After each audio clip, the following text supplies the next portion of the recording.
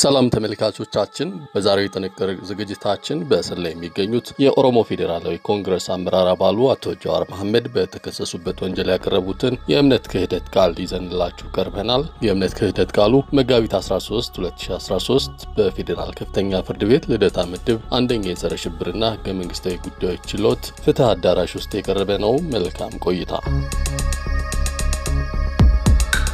ይህ ክስ የተመሰረተብኝ ለሁለት አበይት ዓላማዎች ነው ብዬ አምናለሁ። የመጀመሪያው እኔም ሆንኩ ፓርቲያችን ኦፌኮ በህዝብ ዘንድ ያለን ከፍተኛ ተቀባይነት ስለሚታወቅና እኛ በምንሳተፍበት ምርጫ ውስጥ ገዢው ፓርቲ አሸንፎ በስልጣን ላይ የመቆየት እድሉ እጅግ የጠበበ በመሆኑ የፈጠራ ክስ መስርቶ በማሰር ከምርጫው ሜዳ ማስወጣት ዋነኛ ስትራቴጂ አድርጎ መያዙ ነው። የክሱን ይዘትና አካሄድ ስንመለከት ሁለተኛው ዓላማ በእኔ ላይና በኦሮሞ ህዝብ ትግል ላይ ለዓመታት ሲነዛ የነበረውን ገጽታን ማጥልሸት ቀጣይ ዓላማ ከግብ ማድረስ ነው። ምንም እንኳን የተመሰረተብኝ ክስ የፈጸምኩት ወንጀል ኖሮ ሳይሆን ከላይ ተጠቀስኳቸውን ዓላማዎችን ለማሳካት መሆኑ ግልጽ ቢሆንም በክሱ ላይ በተነሱ ጉዳዮች ላይ አጠር ያለ አስተያየት መስጠት ፈልጋለሁ።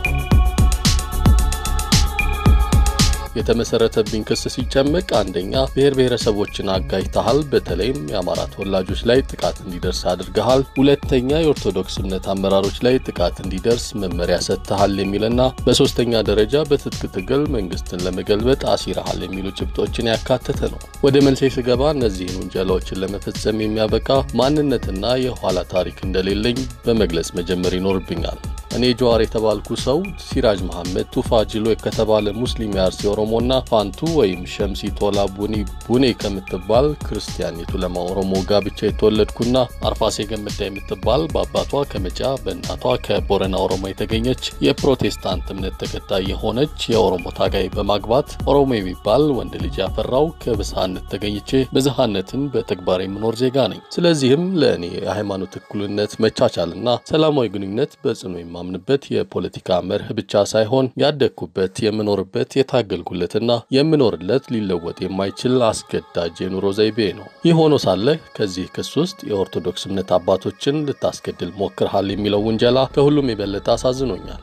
ለኔ የኦርቶዶክስ እምነት መሪዎች ወይም ተከታዮች እንዲጠቁ ማድረግ ማለት በእናቴ በኩል ያሉ እልፍ አላፍ ዘመዶቼ ላይ ጦርነት ማወጅና የራስን ግማሽ አካል ቆርጦ እንደመጣል የሚቆጠር ነው። ከቤተሰብ ወጣ ብለን ደግሞ በዚህ ፋይል አብረን የተከሰስን የትግል ጓደኞችንና የግል ጠባቂዎችን የሃይማኖት ስብጥር ብንመለከት ግማሾቹ ኦርቶዶክስ፣ ገሚሶቹ ሙስሊም፣ ሌሎቹ ፕሮቴስታንት፣ የተቀሩት ዋቄ ፈታ በመሆናቸው አንዱን ሃይማኖት ነጥዬ ጥቃት ኢላማ ለማድረግ በሞክር በምን ሁኔታ ሊተባበሩኝና አብረውኝ ሊሰሩ እንደሚችሉ ፍርዱን ለፍርድ ቤቱ ተዋለሁ። ይህ እኔን ከሃይማኖት ግጭት ጋር አያይዞ ስሜን ለማጠልሸት የታቀደው ውንጀላ ዛሬ በክስ መልክ ቢቀርብም ላለፉት በርካታ ዓመታት የመንግስት ስልጣን በጨበጡና ሌሎች የፖለቲካ ባላንጣዎች ሲነዛብኝ የነበረ የፕሮፓጋንዳ አካል በመሆኑ ለኔም ሆነ ለሀገራችን ህዝቦች አዲስ ነገር አይደለም። አዲስ የሚያደርገው ግን ለፍትህና ለርትዕ ቆም ያለው በሚለው የአቃቤ ህግ ማህተም ኦፊሴላዊ ሆኖ መቅረቡ።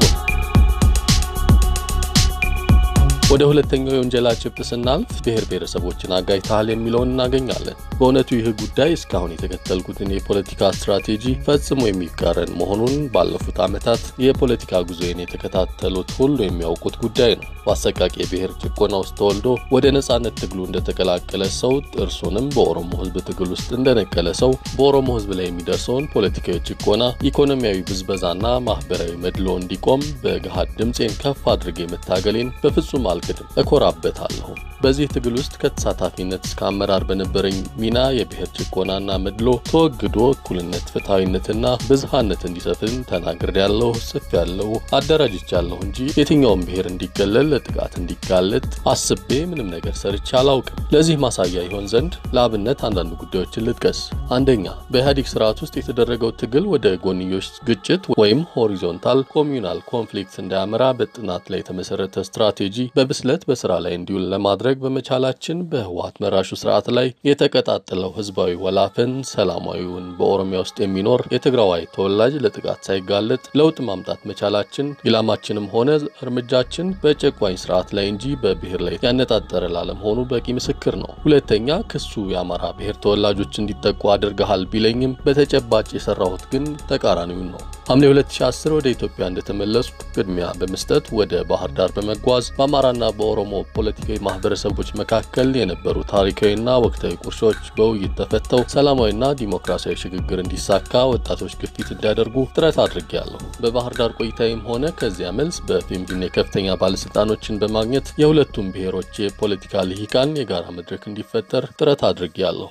ከዚያ ቀደም ባለው ጊዜም ኦሮማራ ተብሎ ለሚጠራው የሁለት ብሔሮች ትብብር መፈጠርና መተግበር አስፈላጊውን ሚና ተጫውቻለሁ። ስለሆነም የኦሮሞና የአማራ ህዝቦችን ለማጋጨት ሳይሆን ለማቀራረብ ስጥር የነበርኩ መሆኔን የዛሬው ከሳሾቼ ጠንቅቀው ያውቁታል። ሶስተኛ፣ ከጥቂት ዓመታት በፊት ተከስቶ የነበረው የኦሮሚያና የሶማሌ ክልል የድንበር ግጭት የሺዎችን ህይወት ቀጥፎ ሚሊዮኖችን እንዳፈናቀለ ይታወቃል። ወደ ሀገር በገባው በመጀመሪያ ወራቶች እርቀ ሰላም ወርዶ ሁለቱ ህዝቦች የበለጠ እንዲተሳሰሩ በሰፊው ሰርቻለሁ። ከሞያሌ እስከ ቦርዴዴ ያሉ የሁለቱ ወገኖች የጎሳ መሪዎችን አንዳንዴ ከፍተኛ ሪስክ ወስጄ በቦታው በመገኘት ሌላ ጊዜ ደግሞ በመኖሪያ ቤቴ በመጋበዝ አለመግባባቶቻቸውን በውይይት እንዲፈቱ አግባብቻለሁ።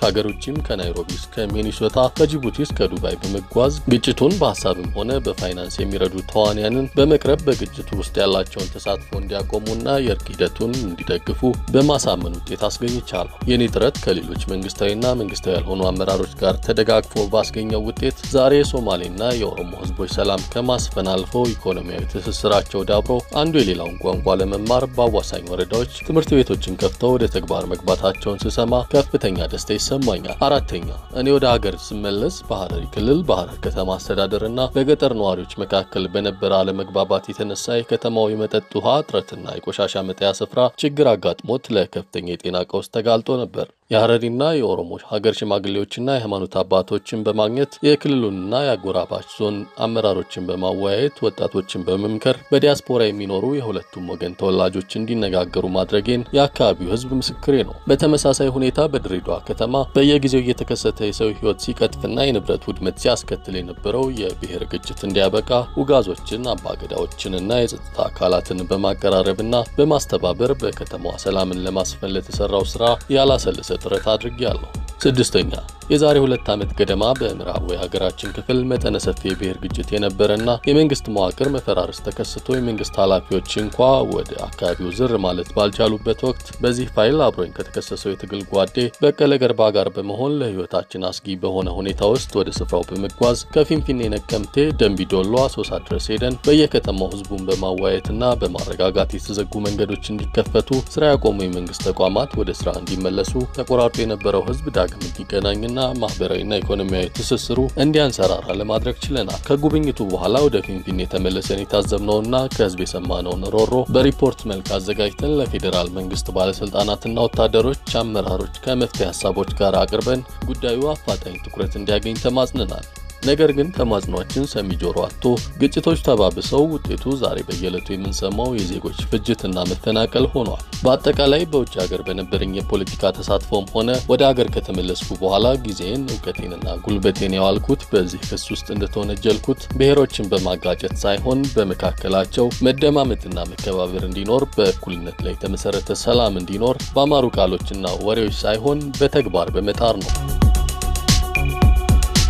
ሶስተኛውና በጣም አስቂኝ ውንጀላ ጃዋር በትጥቅ ትግል መንግስትን በማስወገድ ስልጣን ለመያዝ ወጣቶችን ሲያደራጅና ሲያስታጥቅ ነበር የሚለው ነው። እኔ በኢትዮጵያ ፖለቲካ ውስጥ መሳተፍ ከጀመርኩ ጀምሮ የምታወቀው የትጥቅ ትግልን በማቀንቀን ሳይሆን ሰላማዊ የትግል ዘዴ ወይም ነን ቫዮለንት ሬዚስታንስ የተሳካ አዋጭ መንገድ መሆኑን በማስተማር በመወትወት በተግባርም በማሳየት ነው። ይህን ደግሞ ከሳሾቼን ጨምሮ ሰፊው የኢትዮጵያ ህዝብ የሚያውቀው ጉዳይ ነው። የሰላማዊ ትግል ዘዴን የመረጥኩት እንዲያው በዘፈቀደ ሳይሆን በትምህርትና ጥናት ላይ ተመስርቼ ነው። ስታንፎርድ፣ ኦክስፎርድ እና ኮሎምቢያ ዩኒቨርሲቲዎች ውስጥ በዘርፉ ጥልቅ ምርምር ካደረጉ ምሁራን የንድፈ ሐሳብና የተግባር ዕውቀት ቀስሜያለሁ። ከህንድ እስከ ሰርቢያ በመጓዝ ጥናትና ምርምር በሚያደርጉ ተቋማት ወይም ቲንክ ታንክ ውስጥ በመስራት በስትራቴጂው አተገባበር ላይ ግንዛቤን አዳብሬያለሁ። የአረብ ሀገራትን አምባገነኖች የናጠው ህዝባዊ አመፅን ወይም አረብ ስፕሪንግን በተመለከተ በአማካሪነትና በተንታኝነት ለማገልገል እድሉን አግኝቻለሁ። በዚህ ባካበትኩት ዕውቀትና ልምድ ላይ በመመርኮዝ በአገራችን የነበረውን አምባገነናዊ ስርዓት ለመቀየር ያስችላል ያልኩትን የሰላማዊ ትግል ስትራቴጂ ከቄሮ ወጣቶች እንቅስቃሴ ጋር በማቀናጀት በአጭር ጊዜ ውስጥ እንደተፈራው አገር ሳይፈርስ ለውጥ ማምጣት መቻላችንን ሁሉም የሚያውቀው እውነታ ነው።